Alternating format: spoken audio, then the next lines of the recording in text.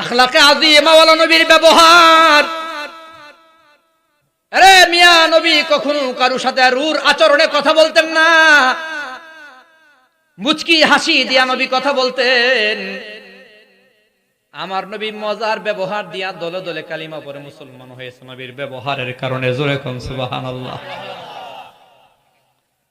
আখলাকে আযীমা, সর্বোত্তম চরিত্র বলতে কি বোঝায়? এক আল্লাহর ওলি গল্প বলছেন। এক যুবক আল্লাহর ওলির কাছে মুরিদ হওয়ার জন্য আসছে। মুরিদ হওয়ার পরে জিজ্ঞাসা করে, ওলি গো, আখলাকে আযীমা ব্যাপারে জানবার চাই, সর্বোত্তম আদর্শের ব্যাপারে, সর্বোত্তম চরিত্রের নমুনা জানতে চাই। আল্লাহর ওলি বলে, যাও বাজারের মোড়ে গিয়া দেখো, তিন কোনায় তিনজন আল্লাহর ওলি আছে, আল্লাহর পাগল আছে। তিন পাগলরে তিনটা ঘুষি দিবা। প্রথম নম্বর পাগলরে ঘুষি দিছে, পাগলেও পাল্টা ঘুষি মেরে দিছে। দুই নম্বর পাগলরে ঘুষি দিছে, তো পাগলে শুধু চায়া রইছে, কিছুই খায় নাই, মাফ করে দিছে। তিন নম্বর পাগলরে থাপ্পড় বা ঘুষি দেওয়ার পরে হাতে ধরে কই, ভাই আমারে থাপ্পড় দিতে গিয়া তুমি ব্যথা পাইছো নাকি? তুমি আবার মাফ করে দিও, আল্লাহ তার তুমি কল্যাণ দান করো। জোরে কোন সুবহানাল্লাহ। তিন পাগলের গল্প আল্লাহর ওলির কাছে বলছে। আল্লাহর ওলি শুইনা বলে, ভাই যেই পাগলে হাতে ধইরা আর উল্টা দোয়া করছে, এই আল্লাহর ওলির চরিত্রই হলো আখলাকে আযীমার নমুনা। আখলাকে আযীমা মানে হলো আমার নবীর উপর অত্যাচার করেছে, নবীর উপর জুলুম নির্যাতন করেছে। তায়েফের ময়দানের খবর নিয়ে দেখো মুসলমান বাবারা, আমার নবীকে পাথরের আঘাত শুরু হয়ে গেল। যায়েদ ইবনে হারেস রাদিয়াল্লাহু তাআলা আনহুর সাথে ছিল। নবীর উপর তায়েফবাসী যখন পাথর মারা শুরু করলো, আমার নবীর চামড়া মোবারক এত নরম, গোশত মোবারক এত নরম, পাথর মারার পরে পাথরগুলো চামড়া ছিদ্র হয়া গোশতের ভেতরে গর্ত হয়া নবীর গায়ে লাইগা থাকে। আঙ্গুল দিয়া গোতা দিয়া বের করার পরে এত রক্ত বের হয়, একবার নয়, দুইবার নয়, তিনবার আমার নবী অজ্ঞান হয়ে মাটিতে পড়ে যায়। পায়ের সাথে স্যান্ডেল গুলো আঠা লাইগা গেল। জিবরাইল আমিন আমার নবীর কাছে আইসা কই, নবী গো, আপনি যদি বলেন তায়েফবাসীকে আমি জিবরাইল নিমিষে ধ্বংস করে দেব। আপনার আমার নবী বলেন, না, ধ্বংস করিও না। আল্লাহুম্মা গফিরলি কওমি, আল্লাহুম্মা হাদি কওমি। আয় আল্লাহ, আমার নানা বাড়ির মানুষগুলার তুমি মাফ করিয়া দিও, হেদায়েত দিয়া দিও। জিবরাইল রে ধ্বংস করে দিলে আমি দাওয়াত দেব কার কাছে? নবীরে মারতো, নবী উল্টা মার দিতেন না। নবীরে গালাগালি করতো, নবী কখনো গালি দিতেন না। নবীর উপর অত্যাচার করতো, নবী পাল্টা আক্রমণ করতেন না। আমার নবী কখনো কোনো মানুষের উপরে ব্যক্তিগত কোনো স্বার্থে নবী খুব জাপতেন না। আমার নবীর আখলাকে আযীমা, এমন সুন্দর চরিত্র আমার আপনার মাঝেও নিয়ে আসা লাগবে। আপনার আমার ব্যবহার যদি নবীওয়ালা ব্যবহার হয়, তাহলে কোনো হিন্দু ভাইকে দাওয়াতও ভালো করে দেওয়া লাগবে না, খ্রিস্টানকে দাওয়াতও দেওয়া লাগবে না রে ভাই, বৌদ্ধকে দাওয়াতও দেওয়া লাগবে না। নবীর আখলাক যদি আমাদের মধ্যে থাকতো, এই যুগের হিন্দু খ্রিস্টান বৌদ্ধরা ওই যুগের বেঈমানদের মতো কট্টর না, এই যুগের বেঈমান নাফরমানরা ওই যুগের মতো কট্টর না। নবীর সামনে পায়েও তাদের দিল গলে নাই। আমার বিশ্বাস ওই যুগের কাফের বেঈমানদের চেয়ে এই যুগের অমুসলিমদের হৃদয় বড় কোমল, বড় নরম। যদি আমরা নবীর ব্যবহার তাদের সামনে প্রদর্শন করতে পারতাম, আমাদের ব্যবহার যদি আসলে নবী ব্যবহার হইতো, আমাদের ব্যবহারে তারা দলে দলে মুসলমান হয়ে যাইত। ঐতিহ্যবাহী কুমিল্লা জালাধীন চান্দিনা থানার অন্তর্গত অম্বরপুর বাতাঘাসী হিলফুল ফুজুল যুব সংগঠনের উদ্যোগে চতুর্থ বার্ষিক ওয়াজ মাহফিলের মুহতারাম শ্রদ্ধাভাজন সম্মানিত সভাপতি হাজরাত ওলামাই কারাম, আজিজ তোলাবা, মুরব্বী বাবারা, যুবক ভাইয়েরা, পর্দার আড়ালে বসা শ্রদ্ধেয়া সম্মানিতা মা ও বোনেরা, মহান আল্লাহ পাকের শুকর, যিনি মেহেরবানি করে দয়া ও মায়া করে রহমতি বরকতি জান্নাতি মজলিসে আপনাকে আমাকে কবুল করেছেন। এজন্য সকলেই কালিমাতু শুকর একবার পড়ি, আলহামদুলিল্লাহ।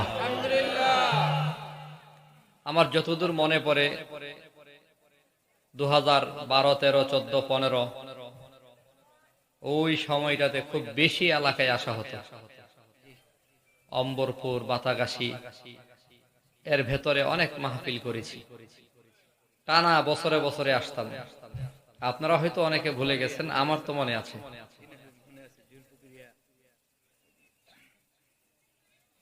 ব্যস্ততার কারণে, প্রোগ্রাম সারা দেশে ছড়িয়ে যাওয়ার কারণে একই এলাকায় এক বছরে খুব বেশি আসার সুযোগ থাকে না, বছর পর্যন্ত মিস হয়। সবচেয়ে বেশি আসা হতো অম্বরপুরে। অম্বরপুর মাদ্রাসার সুপার হযরত মাওলানা হারুন সাহেব, খুব বেশি আসতাম, দেখা হতো, কথা হতো। আপনাদের এই দিকে আসলেই একজন মুরব্বী হুজুর ছিলেন, সিদ্দিকুর রহমান যুক্তিবাদী নাকি যেন, হ্যাঁ, পরচঙ্গার মুরব্বী হুজুর আছে তো উনি, আলহামদুলিল্লাহ। খুব মাহফিলে দেখা হতো। শুকর আল্লাহ পাকের যে আল্লাহ পাক আবার আপনাকে আমাকে দেখা করাইয়ে দিচ্ছেন। এর ভেতরে কত মানুষ কবরে চলে গেছে, এজন্য বলি আলহামদুলিল্লাহ, আরো মহাব্বতে বলি আলহামদুলিল্লাহ। হিলফুল ফুজুল যুব সংঘ, আপনাদের একজন সুযোগ্য চেয়ারম্যান অ্যাডভোকেট সাদিকুর রহমান ভাই, অল্প সময়ে তিনি লম্বা বয়ান করেছেন। সময় অল্প, কথা বলেছেন অনেক গুরুত্বপূর্ণ। ওনার এই কথাগুলো নিয়ে যদি আলোচনা করা হয় তো আরো কয়েক ঘন্টা লাগবে। গুরুত্বপূর্ণ কথা বলেছেন। নবী সাল্লাল্লাহু আলাইহি ওয়াসাল্লাম এই সংগঠন করেছিলেন, উদ্দেশ্য ছিল সামাজিক খেদমত করা, খেদমতে খালক যেটাকে বলা হয়।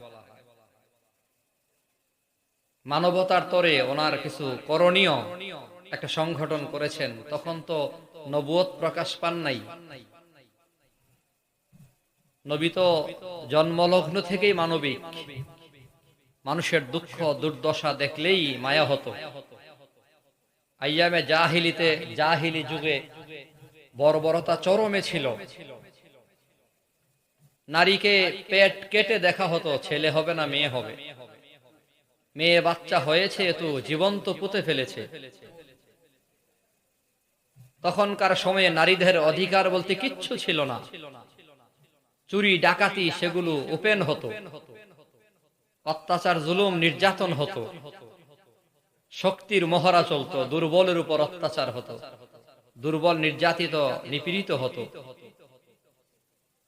তো নবী আরবি সাল্লাল্লাহু আলাইহি ওয়াসাল্লাম এগুলো দেখে খুব ভাবতেন, কাঁদতেন, চিন্তা করতেন কি করব।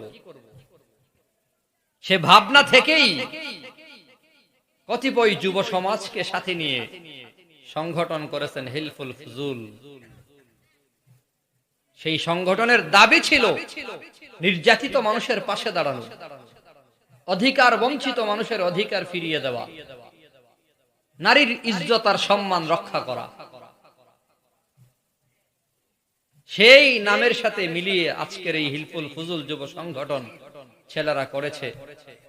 যুবকদের চিন্তা চেতনা, কাজকর্ম, কর্মসূচিকে আপনার আমার নবীর কর্মসূচির সাথে মিলাইয়া দেন। সকলে বলি আমিন। আল্লাহ যেন মিলাইয়া দেন। বিধবাকে উপকার করবে, মেধাবীদের মূল্যায়ন করবে, পিছিয়ে পড়া মানুষকে সহযোগিতা করবে, নেতৃত্বের চেয়ারে কোনো যোগ্য লোক থাকলে তাকে আরো বেশি শক্তির যোগান দেবে। ঠিক না? মন্দ মানুষ হলে পরিবর্তনে যেমন শক্তি প্রয়োগ করতে হয়, আবার ভালো মানুষকেও নেতৃত্বের চেয়ারে রাখার জন্য সেখানেও কিছু বল প্রয়োগ করতে হয়, ন্যায্য বল যেটা। লড়াই সংগ্রাম করেই ভালো মানুষকে বসাতে হয়, আবার ভালো মানুষকে টিকিয়ে রাখতে হয়। এই সমাজ যেন নববী আদর্শের একটি সমাজ বিনির্মাণ করতে পারে, এই সংগঠন যেন ধারক বাহক হতে পারে, এই সমাজটাকে যেন রাসূলের আদর্শের সমাজ হিসেবে প্রতিষ্ঠিত করতে পারে।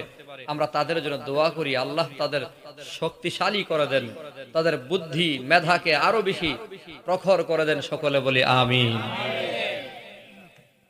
বাস্তবেও নববী আদর্শ ছাড়া কোন সমাজে শান্তি আসবে না।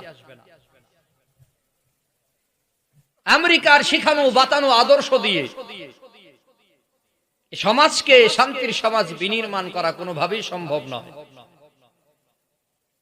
রাশিয়ার পরামর্শ শুনে মুসলমানের সমাজে শান্তি প্রতিষ্ঠিত করা সম্ভব নয়। আর দাদা বাবুরা তো যা করছে তো শেষই করছে, বুদ্ধি পরামর্শ দিয়া তো দেশটারে একেবারে ধ্বংসের দ্বার প্রান্তে নিয়ে গেছিল। আল্লাহ আমাদেরকে হেফাজত করেছেন। এখনো বিভিন্ন রকমের ষড়যন্ত্র চলতেছে। আল্লাহ সমস্ত ষড়যন্ত্র থেকে দেশ এবং দেশের স্বাধীনতা, দেশের মানুষকে হেফাজত করেন। সবাই বলি আমিন। এখনোই ঘুমিয়ে যাওয়ার সময় হয়েছে না যে স্বাধীন হয়ে গেছে, ঘুমাইয়ে গেছেন। স্বাধীনতা ডাকাতি হয়ে যাওয়ার সুযোগ আছে। এজন্য স্বাধীনতা রক্ষা, স্বাধীনতা অর্জনের চেয়েও রক্ষা করা বেশি কঠিন। সজাগ থাকতে হবে 24 আওয়ার্স, 24 ঘন্টা। শকুনের নজর কিন্তু আমাদের উপর থেকে যায়নি। ষড়যন্ত্রের জাল আস্তে আস্তে করে বড় হচ্ছে। অন্তর্দ্বন্দ্ব কিন্তু এখনই শুরু হচ্ছে।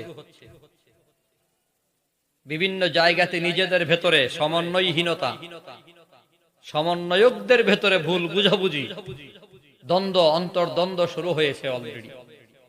দোয়া করা দরকার। বিচ্ছিন্ন হবেন তো চট করে ঢুকবে, ইচ্ছা মতো পিটাবে। বক্তব্য তার, আমার না। সে বলেছে আবার যদি আসতে পারি একটা একটা করে দেখে নেব, আবার যদি আসতে পারি। তার বক্তব্য কিন্তু আমার না। অতএব সাবধান। আল্লাহ পাক আমাদেরকে সাবধানতার সাথে কথা বলার, পা ফেলার তৌফিক দেন। সবাই বলি আমিন। তো নববী আদর্শকে ফলো করতে হবে।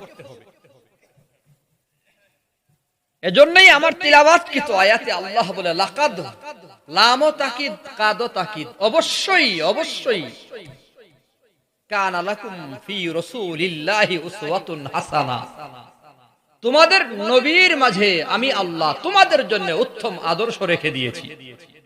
জোরে কোন সুবহানাল্লাহ। নবীর আদর্শকে তোমরা ফলো করো। অমুক তমুকের আদর্শের সৈনিক হতে যাও, তুমি যেই নেতার আদর্শের সৈনিক বলে দাবি করো, ওই নেতা তো চাইলসুর, গমসুর। ব্যাংকের টাকা লুটপাট করে কানাডায় বিবির নামে বাড়ি কইরা বেগম পাড়াই একটা দুইটা না, যেই নেতাকে আদর্শ বলে, যেই নেতার আদর্শের সৈনিক বলে দাবি করো, সেই নেতার নামে তো প্রায় 350 বাড়ি, তাও দেশের টাকায় বিদেশে বাড়ি। বিদেশের টাকায় বিদেশে বাড়ি না, দেশের টাকায় বিদেশে বাড়ি।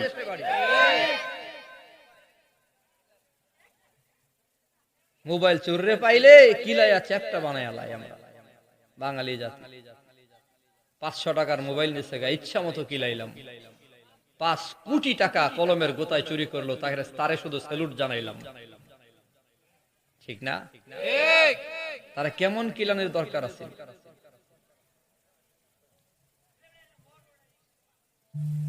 এজন্য আদর্শ ফলো করতে হবে মুহাম্মদুর রাসূলুল্লাহর আদর্শ, যেখানে কোনো চুরি নাই, ডাকাতি নাই, দুর্নীতি নাই, সন্ত্রাসী নাই, চাঁদাবাজি নাই। কথা কোন ঠিক কিনা? এজন্য সাবধান হতে হবে মুসলমানদের। যদি আদর্শের সৈনিক বনতে হয় তো নবীর আদর্শের সৈনিক বনেন। সারা জীবন স্লোগান দিছি আমার ভাইয়ের চরিত্র ফুলের মতো পবিত্র। হুজুররা বয়ানে বইলা গেছে, সারা জীবন ভর শুনছি। ল্যাংটা কেলেও হুজুরদের বয়ানে শুনছি, এখনো শুনি। হুজুররা পাল্টা বলছে, হ্যাঁ জানি জানি, নামাজ পড়ে না 1 ওয়াক্ত, গাঞ্জা টানে 3 ওয়াক্ত। নেতার চরিত্রকে ফুলের সাথে তুলনা করা হয়। ফুলের সাথে, কিসের সাথে? আল্লামা নুরুল ইসলাম উলিপুরি সাহেব দামাত বারাকাতুহুম, তরজমানে আহলে সুন্নাত ওয়াল জামাত, তিনি একবার বলেছেন নেতার চরিত্র ফুলের সাথে তুলনা করা হয় কেন, কারণটা কি? গবেষণা করে পেয়েছি, ফুল 1 দিন 2 দিন 3 দিন তাজা থাকলেও 3 দিন পরে আর তাজা থাকে না, পচে যায়। ঠিক তেমনি ভাবে নেতার চরিত্র 1 2 3 বছর ভালো থাকলেও শেষে পচা গইল্লা বিনাশ।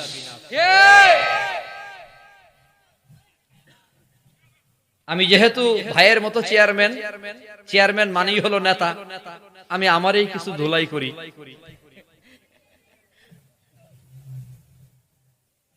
এই হলো নেতাদের চরিত্র, ফুলের মতো।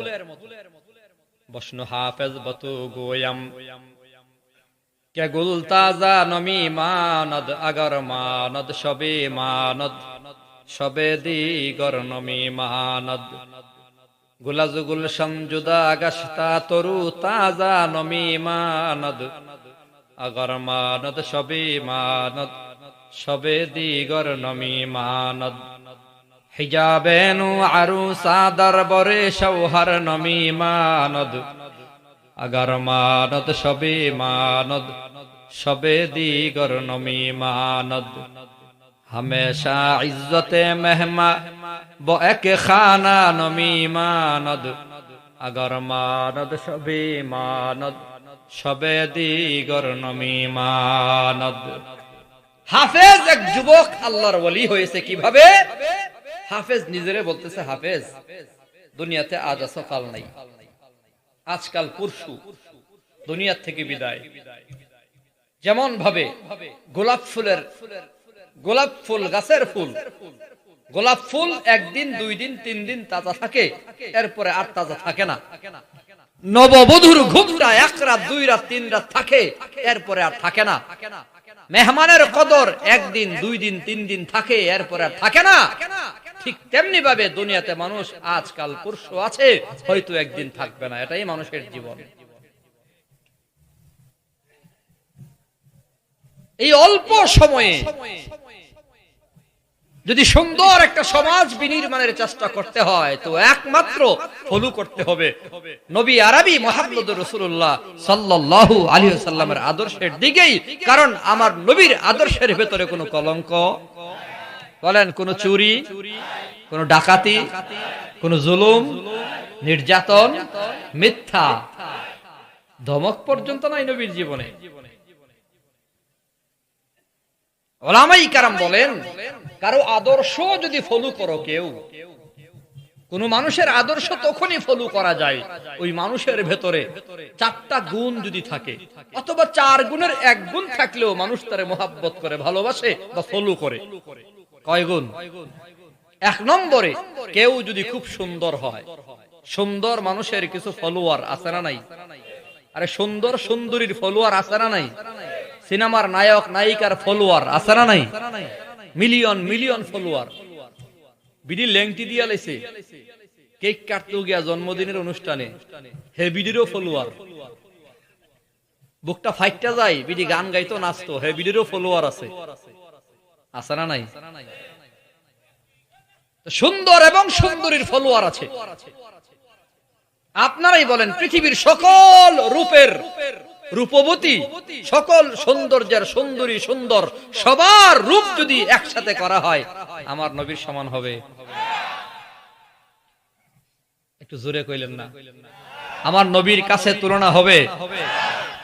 পৃথিবীর অর্ধেক সৌন্দর্য ছিল হযরত ইউসুফ নবী আলাইহিস সালামের। ইউসুফ নবী যখন মহিলাদের সামনে দিয়ে হাঁটে, ইউসুফ নবীর রূপে মুগ্ধ হয়ে মহিলারা নিজেদের আঙ্গুল কেটে ফেলছে, খবর নাই। আম্মা জান আয়েশা সিদ্দিকা রাদিয়াল্লাহু আনহা বলে, এই যুগে যদি, ওই যুগে যদি আমার নবীকে ইউসুফ নবীর জায়গায় রাখা হতো, ইউসুফ নবীর পথে যদি আমার নবী হাঁটতো, তো মহিলারা শুধু আঙ্গুল না, নিজেদের কলিজা কেটে ফেলতো, খবর থাকতো না। জালালাইন শরীফ যখন পড়ি, আমাদের উস্তাদকে জিজ্ঞাসা করছিলাম, ইউসুফ নবী পৃথিবীর অর্ধেক রূপের অধিকারী, তো আমাদের নবী কেমন ছিল? হুজুর সংক্ষিপ্ত দুইটা শব্দে জবাব দিছে, ইউসুফ নবী ছিল জামাল, আপনার আমার নবী ছিল কামাল। বলেন, জামাল আর কামাল। ইউসুফ নবী হলো জামাল, ইউসুফ নবী কি? বলেন, ইউসুফ নবী কি? আর আপনার আমার নবী কি? কামাল। জামাল অর্থ হলো সুন্দর, কামাল অর্থ হলো পরিপূর্ণ সুন্দর। আমার নবী ছিল কামেল মুকাম্মাল সুন্দর। নবী আরবির অরিজিনাল রূপ আল্লাহ ঢাইকা রাখতেন, ঢাইকা রাখতেন। রূপ খুইলা দিলে সূর্য ম্লান হয়ে যায়, রাতের অন্ধকার দূর হয়ে যায়। রাত দিনের তফাৎ বোঝা যায় না। এজন্য আল্লাহ ঢাইকা রাখতেন কুদরতি চাদর দিয়া। একবার তো এমন হইছে, পূর্ণিমার চাঁদের রাতে নবী আরবি মিম্বারে বসা, সম্ভবত হযরত জুবাইর রাদিয়াল্লাহু তাআলা আনহুর খবর। মিম্বারে রাসূল বসে রইছে, পূর্ণিমার চাঁদ আসমানে, আল্লাহ তার কুদরতির অরিজিনাল রূপটা আল্লাহ খুইলা দিছে। হ্যাঁ, সমুরা রাদিয়াল্লাহু তাআলা অরিজিনাল রূপ খুইলা দিছে। এই অরিজিনাল রূপ দেখা সাহাবী চিৎকার মেরে অজ্ঞান হয়ে পড়ে গেছে। কিয়ামত হয়ে গেছে, কিয়ামত। লোকেরা জিগাই, কি রে কিয়ামত হলো কেমনে? জ্ঞান ফিরছে, ওই যে দেখো না মসজিদে নববীর মিম্বরে আসমানের চাঁদ খইসা পড়ে গেছে। আরে চাঁদ না, এটা হলো আমাদের কলিজার টুকরা নবী মুহাম্মদুর রাসূলুল্লাহ সাল্লাল্লাহু আলাইহি ওয়াসাল্লাম।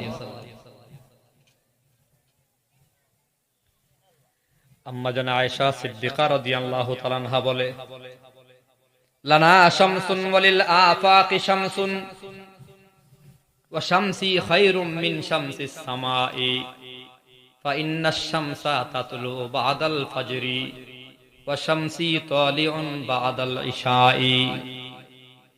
আম্মা জান আয়েশা সিদ্দিকা রাদিয়াল্লাহু তাআলা আনহা বলেন, আল্লাহ রাব্বুল আলামিন দুইটা সূর্য দিয়েছেন। জগৎবাসীর আসমানের ভেতরে এক সূর্য, আমাদের জন্য আল্লাহ পাক রব্বুল আলামিন একটা সূর্য দিয়েছেন। আমার সূর্য দুনিয়ার সূর্যের চেয়ে অনেক অনেক উত্তম, আফদাল, অনেক বেশি উত্তম। দুনিয়ার সূর্য উদয় হয় ফজরের পর, আর আমার সূর্য উদয় হয় এশার নামাজের পর। আপনার আমার নবীকে আল্লাহ এত সুন্দর করে বানাইছেন। আনাস ইবনে মালিক রাদিয়াল্লাহু তাআলা আনহুর মা একদিন বলে, আনাস, বুড়া মহিলা, বুড়া মা, বুড়া মহিলা আনাস রাদিয়াল্লাহু তাআলা আনহুকে বলে, আনাস, নবীর একবার দাওয়াত দিবি। নবীকে গিয়া ডাক দেয়া কই, পয়গম্বর আমার মা বুড়া মানুষ আপনাকে দাওয়াত দিয়েছে, এশার নামাজের পর আনাস তোর মায়ের ঘরে যামু। বুড়া মানুষ আনাস রাদিয়াল্লাহু তাআলা আনহুকে সাথে নিয়ে নবী আগমন করেছে। ভাঙাচোরা ঘর, পূর্ণিমার চাঁদ আসমানে উদয় হইছে। আপনার আবার নবী ঘরে আসছে। আনাসের মা একবার পূর্ণিমার চাঁদ দেখে আবার নবীর চেহারা দেখে। আনাস জিজ্ঞাসা করে, মাগো, একবার তুমি পূর্ণিমার চাঁদ দেখো, আবার নবীর চেহারা দেখো, ব্যাপারটা কি বুঝলাম না। আনাসের মা বলে, আনাস, আল্লাহর কসম, পূর্ণিমার চাঁদের পেটে দাগ আছে, কিন্তু আমার নবীর চেহারার ভেতরে কোনো দাগ নাই। रुखसार से बुरका का जरा पर्दा उठा दो, रुखसार से बुरका का जरा पर्दा उठा दो, लिल्लाही मुझे हुस्न खुदा दादे दिखा दो, लिल्लाही मुझे हुस्न खुदा दादे दिखा दो। ऐ बहार करम सदका हुसैन इब्न अली का, प्यासा हूँ मुझे शरबत दीदार पिला दो, प्यासा हूँ मुझे शरबत दीदार पिला दो। मैं दूर हूँ मजबूर हूँ ऐ सैयद आलम, दीदार दिखाते नहीं आवाज सुना दो, दीदार दिखाते नहीं आवाज सुना दो। जो लोगों के कहलाते हैं सग तेरी गली में, उन लोगों के दफ्तर में मेरा नाम लिखा दो, उन लोगों के दफ्तर में मेरा नाम लिखा दो। আমার নবীর রূপের সাথে কারো রূপের তুলনা হয়? শামাইলে তিরমিজি ঘরে রাখেন, বাংলায়ও পাওয়া যায়। ওলামায়ে কেরাম বলে, যার ঘরে শামাইলে তিরমিজি আছে তার ঘরে যেন স্বয়ং নবী আছে। নবীজির সমস্ত অবয়ব, সূরত কেমন ছিল সব সেখানে বর্ণনা করা আছে। 2 নম্বর, কেউ যদি খুব ধনী হয় মানুষ তারে ফলো করে, টাকার বিনিময়ে, ধনের বিনিময়ে ফলোয়ার পাওয়া যায়। 1 লক্ষ টাকা মসজিদে দান করে দিলে বিশিষ্ট দানবীর হয়ে যায়। মাদ্রাসায় দান করলে বিশিষ্ট দানবীর। অর্থের পেছনেও মানুষ ঘুরে, এমন মানুষ সমাজে আছে না নাই? ফেসবুকের যুগে বুঝা বড় সহজ। 3000 টাকা খরচ করলে অনেক ফলোয়ার পাওয়া যায়, 10,000 ফলোয়ার পাওয়া যায়। আপনাকে ফলো করবে টাকা দিয়ে, এমন বেকার অনেক ফলোয়ার পাওয়া যায় ফেসবুকের ভেতরে। অর্থের কারণেও মানুষ তারে মহাব্বত করে, ভালোবাসে। বিশিষ্ট ধনী, ওই ধনের কারণে ধনী মানুষের কদর সমাজের ভেতরে আছে।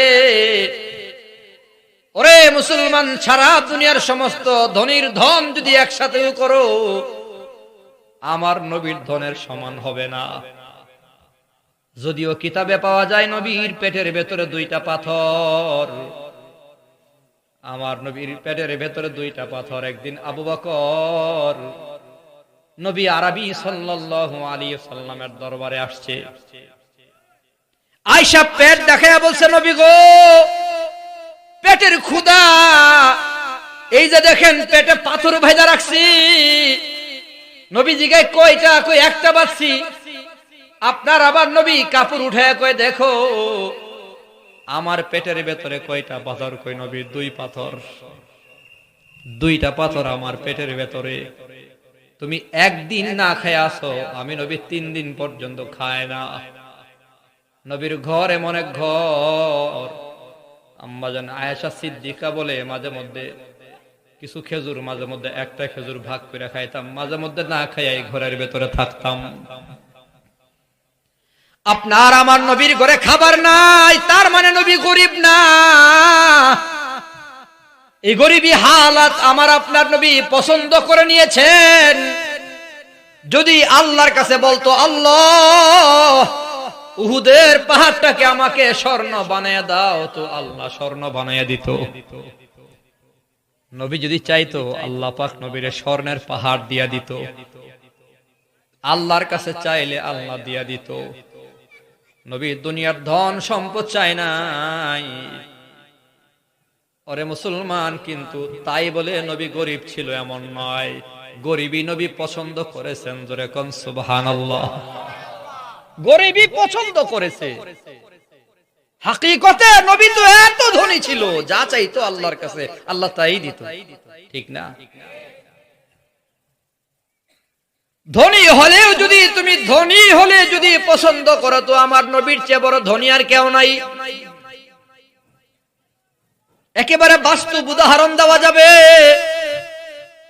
3 নম্বর, কারো আখলাক যদি সুন্দর হয়, চরিত্র যদি ভালো হয়, তো মানুষ তারে পছন্দ করে। আখলাক বড় দামি জিনিস রে বাবা। আখলাকের কারণে মানুষ দামি হয়ে যায়। আখলাক যদি খারাপ হয়, তো আবার হিরো থেকে মানুষ জিরো হয়ে যায়। হিরো থেকে জিরো হয়ে গেছে মাত্র কয়েক সেকেন্ডের ভিডিও ভাইরাল হওয়ার পরে। যেমন আমাদের ডিবি হারুন সাহেব, ঠিক না? কয়েক সেকেন্ডের ভিডিও ভাইরাল, তো হিরো থেকে জিরো। আখলাকের তো দাম। কারো চরিত্র যদি ভালো হয়, তো মানুষ তারে পছন্দ করে, ভালোবাসে। ওই লোকটার আখলাক বড় ভালো। আমার আপনার নবীর আখলাকের ব্যাপারে আম্মাজান আয়েশা সিদ্দিকা রাদিয়াল্লাহু তাআলা আনহাকে বলা হলো, মা গো, নবীর আখলাক কেমন ছিল? মা জবাব দিয়েছেন, খুলুকুহু আল কুরআন। নবীর চরিত্র হলো সরাসরি আল কুরআন।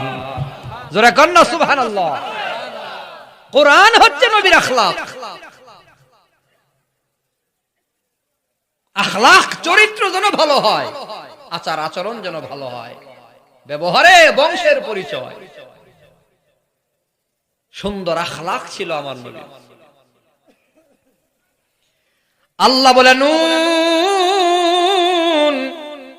ওয়াল কলামি ওয়া মা ইয়াসতুরুন মা আনতা বিনি'মাতি রাব্বিকা বিমাজনুন ওয়া ইন্না লাকা লা আজরান গায়রা মামনুন ওয়া ইন্নাকা লাআলা খুলুকিন আযীম। কোরআন শরীফে সূরা কলমে আল্লাহ সবচেয়ে দামি দুইটা কসম খায়া নবীরে বলতেছে, নবী কলমের কসম, কলমের লেখার কসম, আল্লাহ পাকের অনুগ্রহে আপনি পাগল না। লোকেরা আপনারা পাগল কয়, লোকেরা আপনারা পাগল কয়, বেঈমান নাফরমানেরা আপনারা পাগল কয়। আমি নবী ঘোষণা দিলাম আপনার আখলাক হলো, চরিত্র হলো সর্বোত্তম চরিত্র। আখলাকে আযীম, আপনার আখলাক খুলুকে আযীম, আখলাকে আযীম ওয়ালা নবী। নবীর আখলাক কেমন ছিল রে বাবা? নবীর সাথে কোন দেহাতি গ্রাম্য মানুষেও যদি নবীর সাথে দেখা করতেন, অজানা মূর্খ সূর্খ মানুষ, একেবারে গ্রাম থেকে আসা গ্রাম্য দেহাতি কোন লোকও যদি আমার নবীর দরবারে আসতো, ওই লোকটা যতক্ষণ আমার নবীর সাথে কথা বলতো, আমার নবীর ততক্ষণ তার চেহারার দিকে তাকায় তাকায় কথা শুনতো, অন্যদিকে নবী ফিরাইতেন না। সাহাবাই কারাম বলে, নবীর সাথে কেউ যদি হাত মিলাইছে, যতক্ষণ ওই লোকটা হাত টান না দিছে ততক্ষণ নবী নিজের হাত টান দিতেন না। জোরে কোন সুবহানাল্লাহ। আনাস ইবনে মালিক রাদিয়াল্লাহু আনহু বলে, 10 বছর নবীর খেদমত করলাম, একদিনও উফ শব্দ করে নাই, আমাকে ধমক দেয় নাই। কেন প্রশ্ন করে নাই, আনাস এই কাজটা কেন করেছো, এই কাজটা তুমি কেন করো নাই? খাদামতুন নাবিয়্যা সাল্লাল্লাহু আলাইহি ওয়াসাল্লাম 10 সিনিন, 10 বছর খেদমত করেছি। ক্বালা লি উফিন ওয়াল্লাহ, আল্লাহর কসম কোনদিন আমার জন্য উফ শব্দটা করে নাই, একটু বলে নাই। 10 বছরের ভেতরে আনাস এই কাজটা তুমি কেন করেছো, এই কাজটা তুমি কেন করো নাই? একজন খাদেম সাক্ষী দিল, 10 বছরে আমার নবী একবারও তার ধমক দেয় নাই। জোরে কোন সুবহান। মুখের ভাষা শুনলে বোঝা যায় না আমাদের জবান এত নিকৃষ্ট, বিশেষ করে একেবারে শিক্ষিত পার্সনদের আরো বেশি। বিসিএস ক্যাডার হয়া এসপি হইছে, পুলিশ সুপার হইছে, এই পুলিশ সুপার তার অধীনস্থ কর্মকর্তা এসআই উসিরে কি খারাপ ভাষায় যে গালাগালি করে, সে ভাষা মুখে নেওয়ার মতো রুচি কোনো মুসলমানের হবে না। এত গালাগালি করে তারা। কই পুলিশে নাকি গালি ছাড়া চাকরি করা যায় না, মা বাপরে নিয়ে গালাগালি করে। আমার 2 কানে শুনছি আমি, কি বাজে গালাগালি করে। অথচ বিসিএস ক্যাডার, উন্নত উচ্চতর পড়াশোনা করার পরেও, এত বড় ডিগ্রিধারী হওয়ার পরেও তার জবানে এত গালি কেন? একমাত্র কারণ তার এত শিক্ষার ভেতরে নববী শিক্ষার অভাব, নবীর আখলাকের শিক্ষার অভাব, নবীর আখলাকের চর্চার অভাব। যদি নবীর চরিত্র কিছু হলেও পড়াতো, তাহলে এত বড় চেয়ারে বৈশা বেফাস গালাগালি কোন মুসলমান করতে পারতো না। নববী শিক্ষা নাই। বর্তমান শিক্ষা কমিশনকে ধন্যবাদ জানাতে হয়। আমরা শুনেছি বাংলাদেশের মাধ্যমিক পড়াশোনার ভেতরে ধর্মীয় শিক্ষাকে সংযুক্ত করা হয়েছে, আলহামদুলিল্লাহ বলে। মহানবীর মহানুভবতা আগে পড়ানো হতো, সেগুলো উঠাইয়া দিছিল 16 বছরে। 16 বছরে মুসলমানের শিক্ষা ব্যবস্থার ভেতরে হিন্দুত্ববাদ ঢুকাইয়া দিছে, নাস্তিকবাদ ঢুকাইয়া দিছে। মুসলমানের সন্তানগুলোকে ইসলাম থেকে দূরে সরাবার এমন কোন ষড়যন্ত্র নাই, শিক্ষা ব্যবস্থার ভেতরে করে নাই। আল্লাহ মুক্ত করেছেন বলি আলহামদুলিল্লাহ। এজন্যই তো মুসলমানের ছেলে মুখের ভেতরে এত গালি, অথচ আমার নবী 63 বছরের জীবনে কাউরে গালি দেয় নাই। সুবহানাল্লাহ বলেন না। আখলাকে আযীমা ওয়ালা নবী, সুবহানাল্লাহ, কেমন ব্যবহার ছিল। একবার আমার নবীর কাছে একজন পানাদার কিছু টাকা পাওনা, আমার আপনার নবী ধার করেছিলেন, নিজের জন্য নয়, সাহাবায়ে কেরামদের ভেতরে কোন একজনের জন্য। যথা সময়ে ধার আদায় করবার কথা, নির্ধারিত তারিখের আগের দিন পানাদার আমার নবীর কাছে আইসা কয়, মুহাম্মদ আমার টাকা দিয়ে ফেলো, আমার পাওনা তুমি আদায় করো। স্বাভাবিক ভাবে আমার নবীর কাছে চায় নাই। ইহুদির বাচ্চা আমার নবীর গলার ভেতরে গামছা বা রুমাল লাগায়া, পেছন থেকে লাগায়া হেঁচকা টান দিয়া কয়, এই মুহাম্মদ আমার পানা তুমি আদায় করে যাও। আমার নবীর চেহারা লাল বর্ণের হয়ে গেল, জিহ্বা বের হয়ে যাবে ভাব। হযরত ওমর তরবারি খাপ থেকে খুলে ফেলবে, ইহুদির দেহ থেকে মাথাটা আলাদা করে ফেলবে, একটা ভাব। আমার নবী বলে সাবধান। নবী বুঝাইয়া দিলেন, ওমর পানাদারের হক আছে, তা সে আমার আটকাইছে, সমস্যা নাই, তুমি না আগামীকাল আমার থেকে পাও না। না না, এখনই আমার পানা আদায় করা লাগবে, না হয় তুমি যেতে পারবা না। আমার নবীর আটকায় রাখছে, আমার নবী আটকা পড়ে গেছে। নির্ধারিত সময়ে আমার নবী টাকা ম্যানেজ করে ইহুদির হাতে দিয়ে দিছে,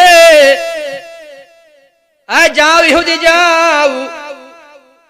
মুসলমান বাবার আরো বেশি দিয়ে দিছে, কারণ হযরত ওমর কেন রাগ দেখাইছে, এজন্য আরেকটু বাড়াইয়া দিয়ে দিছে, যাও। ইহুদি আবার চোখের পানি ছেড়ে কই, নবী গো, আমি টাকা নেওয়ার জন্য আপনারা গামছা লাগাই নাই গো নবী। আমাদের ইহুদি আলেমদের জবান থেকে শুনছি, শেষ নবী আসবে, তার নাম অমুক হবে, বাবার নাম মায়ের নাম সব মিলে গেছে, আপনার চেহারার সাথে মিলে গেছে, আপনার সুরতের সাথে মিলে গেছে গো নবী।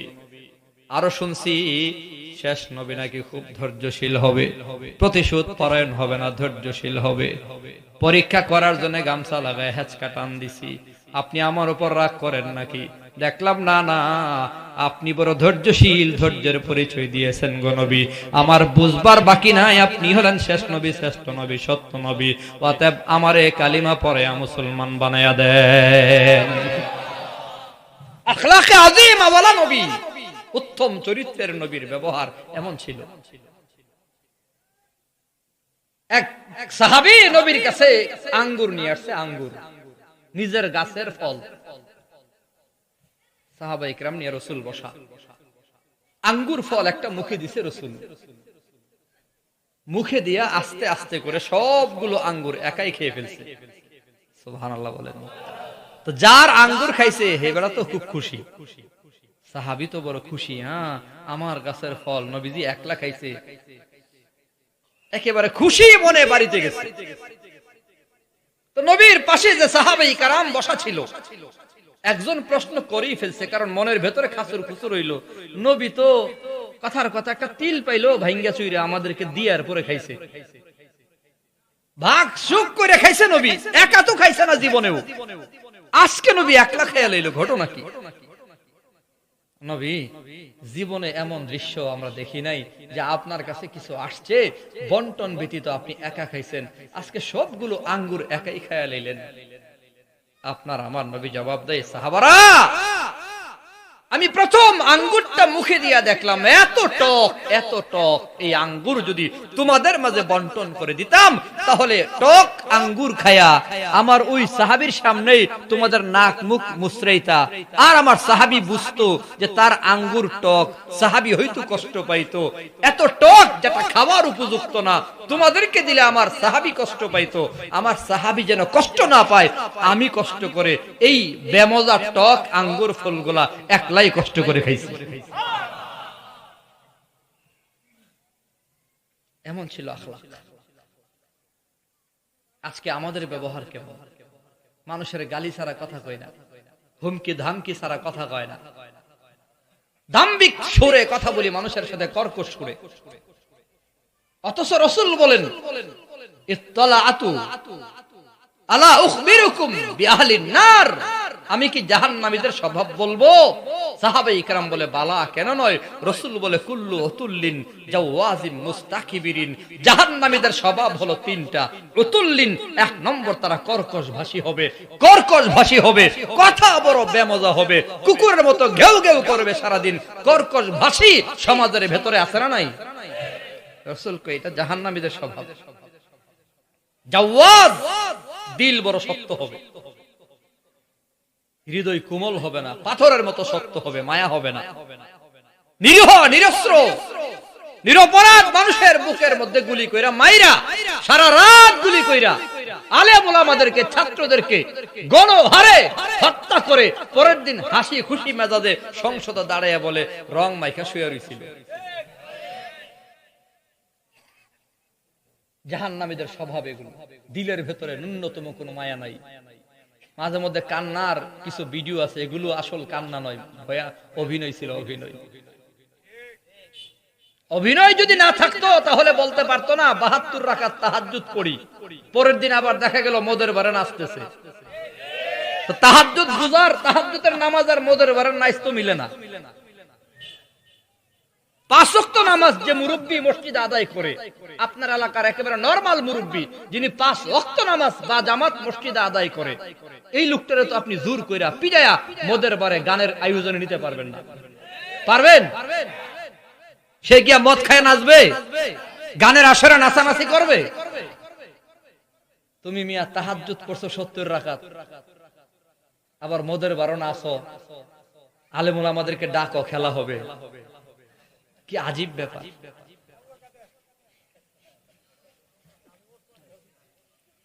নাম নিয়েন না ভাই, এমনি সিনেমা। জাওয়াজ রাসূল বলে জাহান্নামীদের স্বভাব কর্কশ ভাষী হবে। অনেক দেখেন কিছু লোক আছে কথা শুনলে কয়, মুরব্বীরা কয় থাক হুজুর কথা কয় না, হ্যাঁ বেতুমিস। আসেন এমন লোক, চিনিস আমারে, আমি কেডা? পান্দির ফুলা আমার চিনস? এমনে কয়। তোর বাপ রে জিজ্ঞেস আমি কেডা? রাসূলের হাদিসে বোঝা যায় হ্যাঁ তোর চিনি, তুই জাহান্নামী। কথা কর না, চিনি তোরে, তুই গরম স্বরে কথা বলো, মানুষকে ছোট করে কথা বলো, হুমকি ধামকি দিয়া কথা বলো, অহংকার প্রদর্শন করে কথা বলো, কর্কশ ভাষায় কুকুরের মতো ঘেউ ঘেউ করো। রাসূলের হাদিস বলে হ্যাঁ তোরে চিনি, তুই জাহান্নামী। আসেনি এমন কিছু লোক? আল্লাহ তাদেরকে নরম সরওয়ালা বানায় দেন। সকলে বলি আমিন। ইবাদুর রহমানিল্লাযীনা ইয়ামশুনা আলাল আরদি হাওনা ওয়া ইযা খাতাবাহুমুল জাহিলুনা ক্বালু সালামা। রহমানের খাঁটি বান্দা যারা, তাদের অনেক বৈশিষ্ট্য আল্লাহ বর্ণনা করেছেন। প্রথম যেটা বলেছেন, একেবারে প্রথম আল্লাহ বলে রহমানের খাঁটি বান্দারা জমিনে চলবে নরম। সুবহানাল্লাহ বলেন। এরপরে কয় মূর্খ অজ্ঞ লোকদের সাথে, জাহেলদের সাথে কথা বললেও সালাম দিয়া নরম কণ্ঠে কথা বলবে, শান্তির দোয়া করে কথা বলবে, মানুষের সাথে ভদ্র কথা বলবে, সুন্দর আচরণে কথা বলবে। যদি দেখো যে ভদ্র আচরণে কথা বলে, বুঝবে এটা আল্লাহর খাঁটি বান্দা। আর যদি অভদ্র আচরণে কর্কশ ভাষায় কথা বলে, নবীর হাদিস বলে এটা জাহান্নামীদের স্বভাব। মুস্তাকবিরিন। 3 নম্বর জাহান্নামীদের স্বভাব হলো অহংকারী হবে। কি হবে বলেন না? কিসের কি হবে? আসেনি আসেনি? টাকার অহংকার, ক্ষমতার অহংকার। অহংকার পতনের মূল। এতদিন শুধু বাণী শুনতাম, ওলামায়ে কেরাম হুজুররা বলতো অহংকার পতনের মূল। যারা ক্ষমতার অহংকার করেছে, মানুষের উপর জুলুম অত্যাচার নির্যাতন করেছে, ক্ষমতার অপব্যবহার করেছে, যুগে যুগে ওয়াল্লাহ আসপুরি আল্লাহ বলে কালান্তরের খবর নাও, যুগের খবর নাও, আমি আল্লাহ কত রাজাকে ফিনিশ করে দিয়েছি, খবর নাও। আগে আল্লাহ ইতিহাস বলছে। এতদিন হুজুরদের বয়ান থেকে শুনতাম নমরুদ জালেম ছিল, আল্লাহ ধ্বংস করছে, ফেরাউন জালেম ছিল, আল্লাহ ধ্বংস করছে, আবু জাহাল জালেম ছিল, আল্লাহ ধ্বংস করছে। এমন অনেক জালেম শাসকের ইতিহাস আমরা পড়েছি, যাদেরকে আল্লাহ ধ্বংস করে দিয়েছে, পতন ঘটিয়ে দিয়েছে। আল্লাহ তাদেরকে বেইজ্জতি করেছে, তাদেরকে জুতার বাড়ি খাওয়াইছে, কাউরে পানিতে চুবাইয়া ডুবাইয়া মারছে। এই বেইজ্জতির খবর, জালেমের পতনের খবর আমরা শুনছি, পড়ছি, নিজের চোখে কখনো দেখি নাই। 2024-এ আল্লাহ দেখাইয়া দিছে। আগে তো হুজুররা কইতো, তোমরা বিশ্বাস হয়নি। আমার মনে হয় যে আল্লাহ দেখাইয়া দিছে। ডিজিটাল যুক্ত, ডিজিটাল পুরোপুরি ভাবে পুরো পৃথিবীতে এস্টাবলিশ হয়েছে। পৃথিবীর কোন অঞ্চলে ডিজিটাল পদ্ধতি আর বাকি নাই। মানে ডিজিটাল পদ্ধতিতে পৃথিবীর যে কোনো প্রান্তে একটা ঘটনা ঘটে তো অন্য প্রান্তে চলে যায় সেকেন্ডের ভেতরে। যখন পুরোপুরিভাবে ডিজিটাল প্রতিষ্ঠিত হয়েছে, তখন আল্লাহ এক জালেমের পতন ঘটায়া পুরো পৃথিবীবাসীকে একটা মেসেজের মাধ্যমে জানাই দিছে যে আগে তো ফেরাউনের কথা এক কোনায় কইলে আরেক কোনার মানুষ ফেরাউনরে চিনে না, নমরুদের কথা এক জায়গায় কইলে আরেক জায়গার মানুষ চিনে না। হয়তো মুসলমানরা জালেম নমরুদের ইতিহাস জানে, ফেরাউনের ইতিহাস জানে, আমাদের অনেক হিন্দু ভাইয়েরাই তো জানে না। আল্লাহ পাক এবার 700 কোটি ধর্ম বর্ণ নির্বিশেষে, হিন্দু মুসলিম খ্রিস্টান বৌদ্ধ নির্বিশেষে সব পৃথিবীর পৃথিবীর 700 কোটি মানুষকে বুঝাইয়ে দিছে, দেখো আমি আল্লাহ জালেমের পতন কিভাবে ঘটাই। কোরআনের আয়াত মানছো না, কোরআনের আয়াত শুনছো না, বুঝছো না, এখন ভিডিও খালি শুধু লেখবা স্বৈর শাসকের পতন, দেখবা কেমন হেলিকপ্টার লেউরাল দিছে। আর এত কোরআন শরীফ তাফসীর কিতাব পড়ন লাগবে না, দেখাইয়া দিছে আল্লাহ। সাবধান। আসলে আগে শুনতাম ইন্না বাতশা রাব্বিকা লাশাদীদ, আল্লাহর ধরা বড় কঠিন ধরা, শুনতাম দেখতাম না, আল্লাহ দেখাইছে। কেমন কঠিন বুঝছেননি? যারা আঙ্গুলের ইশারায় থরথর করে সবাই কাঁপতো, যারা কাঁপতো হেরাই কইছে মাত্র 40 মিনিট, খাওয়া দাওয়ার টাইম নাই, ভাগে নাই। বিষয়টা বুঝছেননি আল্লাহ কেমনে ধরছে? যার ইশারায় যেই বাহিনী আলেমদের হাতে হাত করা লাগাইতো, কোমরে রশি বাঁধতো, গরুর মতো বাইন্দা কুলটে আনতো নিত, যার ইশারায় যারা হাতে বাঁধতো, যারা কোমরে বাঁধতো, যারা পিটাইতো, যারা গুলি করতো, এইগুলার আল্লাহ উল্টাই দিছে। এখন হেরা আবার হুজুরের কোমরে রশি খুললা গিয়া হেরার কোমরে লাগাইতেছে।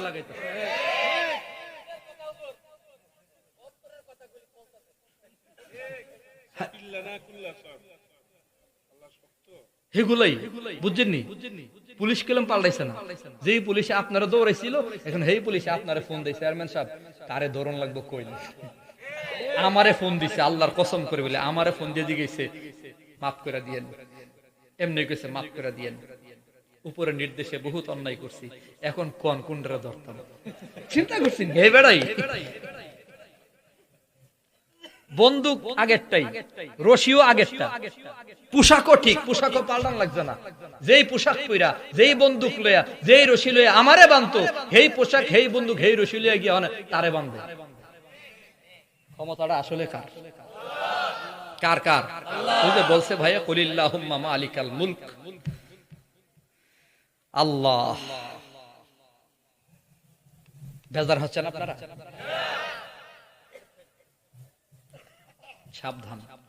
আল্লাহ পাক আমাদেরকে নববী আখলাক দান করেন, সবাই বলে আমিন। আখলাকে আযীমা ওয়ালা নবীর ব্যবহার, আরে মিয়া নবী কখনো কারোর সাথে রূঢ় আচরণে কথা বলতেন না, মুচকি হাসি দিয়া নবী কথা বলতেন। আমার নবী মজার ব্যবহার দিয়া দলে দলে কালিমা পড়ে মুসলমান হয়েছে নবীর ব্যবহারের কারণে। জোরে কোন সুবহানাল্লাহ। আখলাকে আযীমা সর্বোত্তম চরিত্র বলতে কি বুঝায়? এক আল্লাহর ওলি গল্প বলছেন, এক যুবক আল্লাহর ওলির কাছে মুরিদ হওয়ার জন্য আসছে। মুরিদ হওয়ার পরে জিজ্ঞাসা করে, ওলি গো,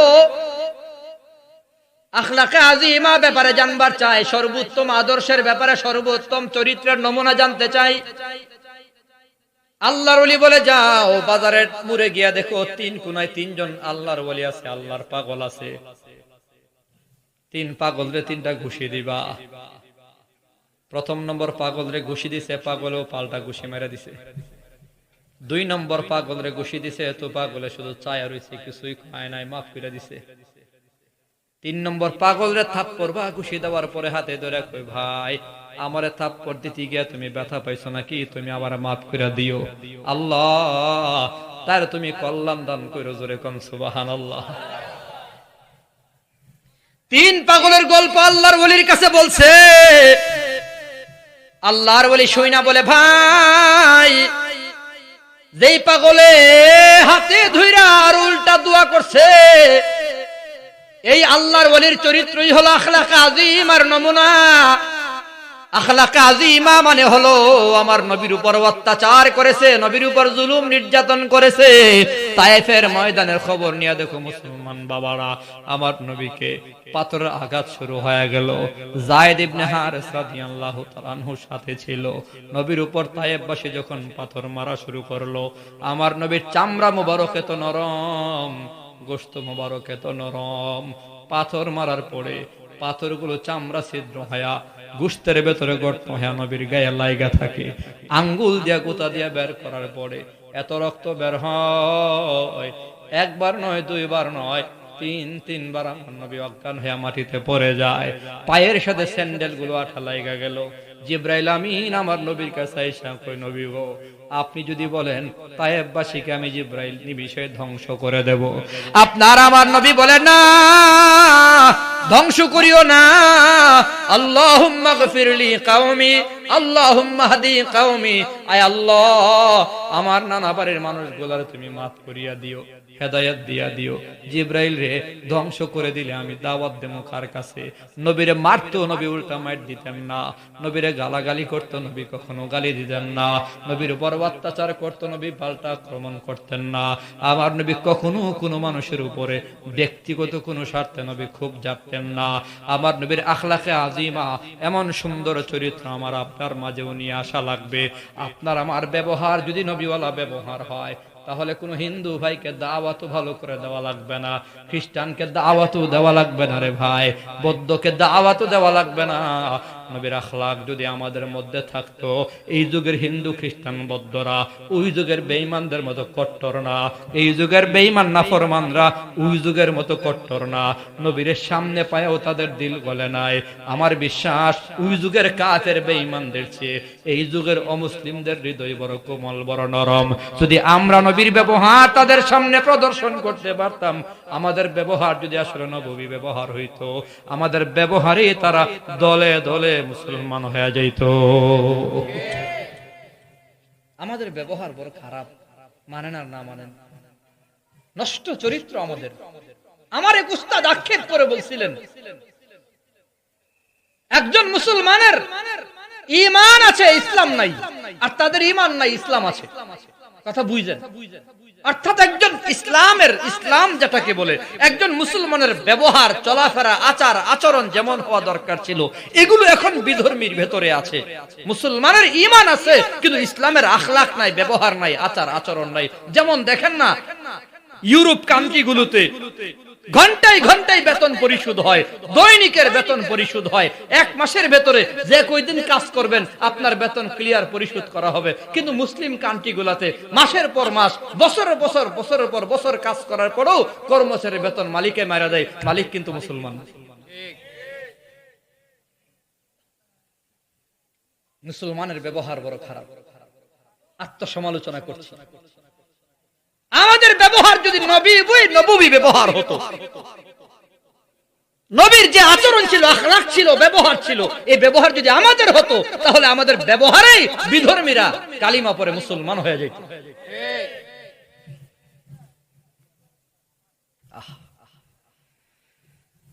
বলতেছিলাম 4 নম্বর গুণ হলো, কেউ যদি বুজুর্গ হয় তো বুজুর্গ মানুষের ভক্ত মানুষে হয়।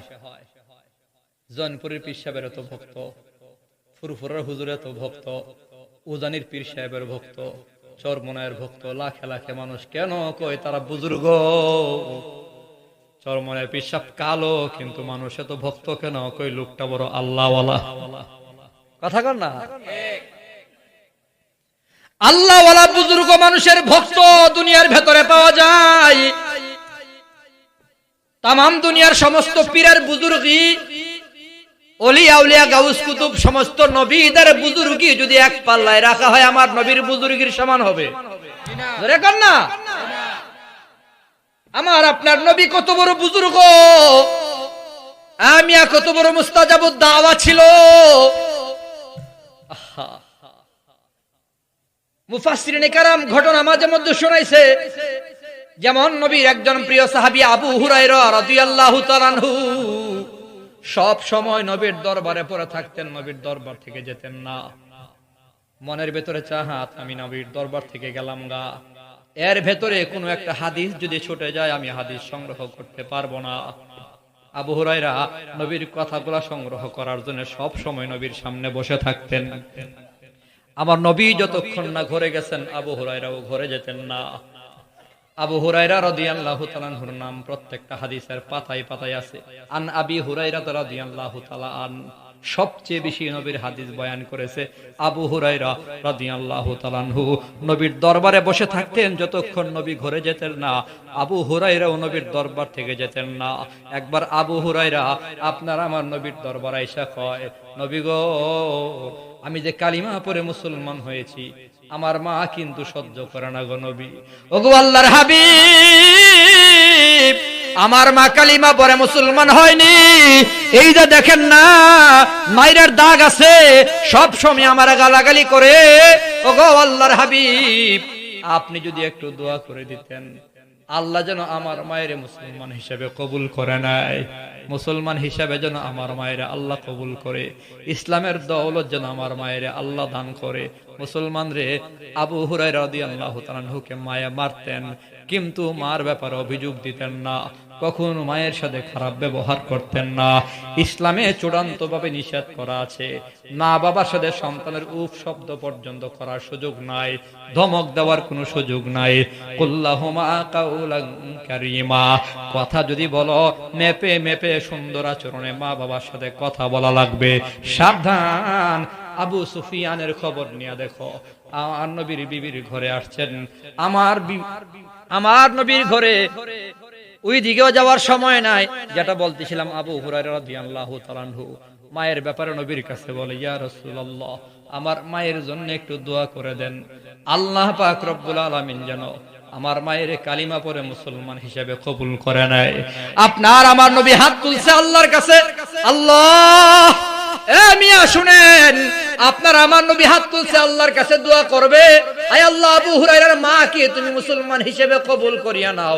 নবী শুধুমাত্র হাত তুলছে, এখনো দোয়া করে নাই। আবু হুরায়রা রাদিয়াল্লাহু তাআলা একটা দৌড় মারছে, এক দৌড়ে রওনা করেছে। একজন হেঁচকা টান দিয়া জিজ্ঞাসা করে, আবু হুরায়রা কোথায় যাও? ছাড়ো আমারে। হেঁচকা টান দিয়া সুইটা দৌড় মারছে, দেখবার চায় আমার মায়ের ঘরে আমি আগে যাই নাকি আমার নবীর দোয়া আগে যায়। আবু হুরায়রা এক দৌড়ে মায়ের ঘরের দরজার সামনে গিয়া মায়ের ডাক দিছে। মার ডাকের জবাব হলো সন্তান। আবু হুরায়রা কলিজার টুকরা, এতক্ষণ কোথায় ছিলে রে বাবা? এখন আবু হুরায়রা মনে মনে কয়, আগে আসলেই আমার নাম শুনলে, আমার আওয়াজ শুনলে পরে গালাগালি করতো, এখন কত মধুমাখা সন্তান কয়া ডাক দিল, কলিজার টুকরা কয়া ডাক দিল। সন্তান যখন ডাক দিল, আবু হুরায়রা কই, মা তোমার কি হয়ে গেল? আবু হুরায়রা রে, আমার মনের ভেতরে বড় বিষণ্ণতা তৈরি হয়েছে, নিয়ে চল, তোর নবীরে গালাগালি করতাম ওই নবীর কাছে নিয়ে চল, আমি কালিমা পড়ে মুসলমান হয়ে যাব। আবু হুরায়রা কয়, আমি ঘরে আসার আগে আমার নবীর দোয়া আমার ঘরে চলে আসছে। জোরে কোন সুবহানাল্লাহ। বুজুর্গ মানুষের ভক্ত হবেন আপনি, তো নবীর ভক্ত না হইয়া কার ভক্ত হইছেন?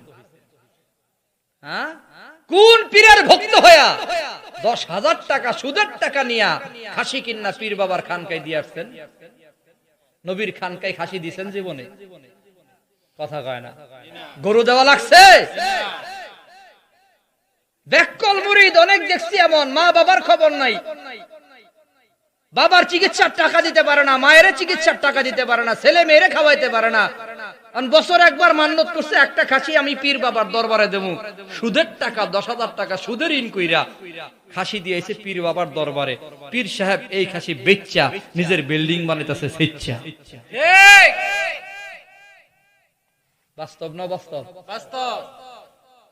ব্যাককল মুরিদ হবেন তো আল্লাহ ওয়ালার মুরিদ হন, হক্কানি রব্বানি বুজুর্গ পীর সাহেবদের মুরিদ হন।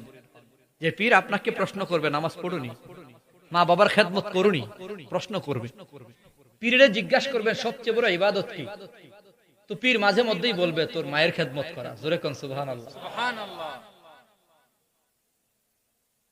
আল্লাহ বলছে, ওয়া কাদা রাব্বুকা আল্লা তা'বুদু ইল্লা ইয়্যাহু ওয়া বিল ওয়ালিদাইনি ইহসানা।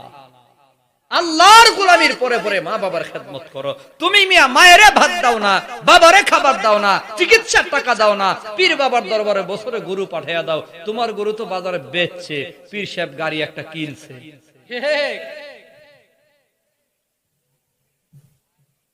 পীরের ভক্তরা বেজার হয়েন না, আল্লাহ ওয়ালার মুরিদ হন। যে পীর আপনাকে প্রশ্ন করবে 5 ওয়াক্ত নামাজ পড়নি বলো। যেমন মরহুম পীর সাহেব চরমনাই সব সময় বলতো যে নামাজ পড়ো না, সে আমার মুরিদ না। শুনছেন নি জীবনে এমন বক্তব্য? এই যে তার বিবিরে পর্দায় রাখো না, যাও, তোমার মতো মুরিদ আমার দরকার নাই। এই লো হক্কানি পীর। সবক আদায় হয়নি জিজ্ঞাসা করে, মা বাবার খবর নাওনি, হালাল হারাম যাচাই বাছাই করে চলুনি। যাই হোক, বলতেছিলাম নববী আদর্শের মালা গলার ভেতরে লাগান। লাকাদ কানা লাকুম ফি রাসূলিল্লাহি উসওয়াতুন হাসানা, সর্বোত্তম আদর্শ হলো নবীর আদর্শ। এই নবীর আদর্শের ভেতরে নিজে চলবো, নিজের সমাজকে সে আদর্শ বিনির্মাণে সবাই মিলে। চেয়ারম্যান সাহেব কোরআনের আয়াত পড়ে কোরআন থেকে 2-4টা কথা বলেছে, অনেক কথা বলার যোগ্যতাও আল্লাহ তাআলা দান করছে। আমার বিশ্বাস আল্লাহ পাক, ওনার উপর বিশ্বাস আছে এবং দোয়া আছে, আল্লাহ ওনাকে আরো বেশি এই সমাজে ইসলামের খেদমত করার তৌফিক দেন। সকলে বলি আমিন।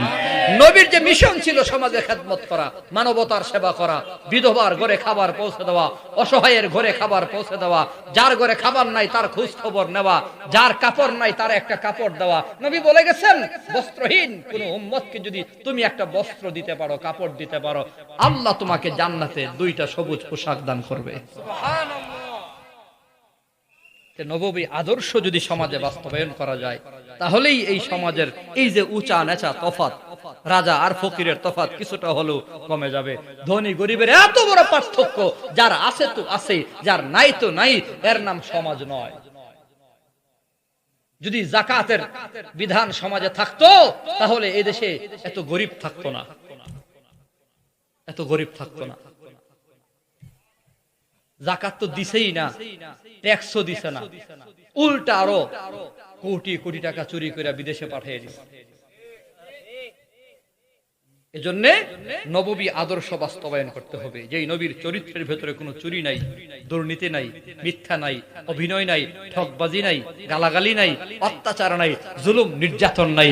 সেই নবীর আদর্শের মালা সবাই পড়তে হবে এবং নববী আদর্শের একটা সমাজ বিনির্মাণে সকলকে ঐক্যবদ্ধ হতে হবে। বহু দেখেছি অমুক তমুক আছে, আসলো আর গেল, 54 বছরে পরিবর্তন হলো, শুধুমাত্র নেতার পরিবর্তন হলো, কিন্তু নীতির কোনো পরিবর্তন নাই, আদর্শের কোনো পরিবর্তন নাই। কেন হয় না? এই আমেরিকার থিওরি ফিট করলে এ সমাজে শান্তি আসবে না, ভারতের থিওরি দিয়া সমাজে শান্তি আসবে না। মানুষের সমাজে শান্তি আসবে কি দিয়া? একমাত্র আল্লাহর থিওরি যদি এস্টাবলিশ করা হয়, কোরআন সুন্নাহর সমাজ যদি বিনির্মাণ করা হয়, নববী আদর্শের সমাজ যদি বিনির্মাণ। কথা বলেন ঠিক কিনা? এজন্য আগামীর বাংলাদেশ যেন কোরআন সুন্নাহর বাংলাদেশ হয়, আমাদের সবাইকে ঐক্যবদ্ধ হতে হবে, ঐক্যবদ্ধ হতেই হবে। এখন আর সুযোগ নাই কে কওমি আর কে আলিয়া, কে ওয়াহাবি কে সুন্নি, কে কোন পীরের মুরিদ, কে কোন পীরের ভক্ত, খানকার ভক্ত। টুপি নিয়ে দ্বন্দ্ব, পাঞ্জাবি নিয়ে দ্বন্দ্ব, জিকির নিয়ে দ্বন্দ্ব, এগুলো একেবারে ছোটখাটো বিষয়। সব ভুলে গিয়ে কাঁধে কাঁধ মিলিয়ে এজ এ মুসলিম আনা ইন্নানি আনা মুসলিম, আমি মুসলমান। নবী বলছে আল মুসলিমু আখুল মুসলিম, মুসলমান মুসলমানের ভাই। আল মুসলিমুনা আল মুসলিমুনা রাজুলুন ওয়াহিদ। রাসূল বলে মুসলমান হলো একটি মাত্র দেহ। সময় এসেছে ওয়া আতাসিমু বিহাবলিল্লাহি জামিআন ওয়া লা তাফাররাকু। আল্লাহ যে বলছে কোরআনের রজ্জুকে, কোরআনের রশ্মিকে তোমরা মুষ্টিবদ্ধ হয়ে ধরো, নিজেদের ভেতরে দলে উপদলে বিভক্ত হয়ো না। সময় তো এখনই ঐক্যবদ্ধ হওয়ার। যদি আজকে মুসলমান সমাজ ঐক্যবদ্ধ হতে পারে, তো মুসলমানরাই এদেশের শাসক হবে, ইসলামই হবে এদেশের সংবিধান। এজন্য এক হতে হবে। আল্লাহু আকবার। ঘরে ঘরে জালো, ঘরে ঘরে জালো। আল্লাহু আকবার। আল্লাহ আমাদের সবাইকে এক ও এক বানায় দেন, সকলে বলি আমিন। আমিন। নবী বলে কুল্লু উম্মতি ইয়াদখুলুনাল জান্নাতা ইল্লা মান আবা। সমস্ত উম্মত জান্নাতি হবে, কিন্তু যারা আবা। সাহাবা ইকরাম জিজ্ঞাসা করেছে আবা কারা? রাসূল বলেছে মান আতাআনি দাখালাল জান্নাহ, যারা আমার আনুগত্য করবে তারা জান্নাতে যাবে। ওয়া মান আসানি ফাকাদ আবা, যারা আমার আনুগত্য করবে না, নাফরমানি করবে, তারাই হলো আবা। অতএব রাসূলের আনুগত্য অনুসরণ করে রাসূলের জান্নাতি কাফেলার দলের অন্তর্ভুক্ত হয়া আমরা যেন একটা সুন্দর সমাজ বিনির্মাণ করতে পারি। আল্লাহ আমাদের এক ও নেক বানায়া দেন। যা বলেছি ভুল ভ্রান্তি হলে ক্ষমা চাই, সহিহ কথাগুলোর উপর সকলের আমলের নিয়ত চাই। আল্লাহ পাক আমাদের সবাইকে আমল করার তৌফিক দেন। আবারও দেখা হবে, বয়ান হবে, দোয়া চাই সকলের কাছে। ধারাবাহিক আলোচনা চলতেই থাকবে।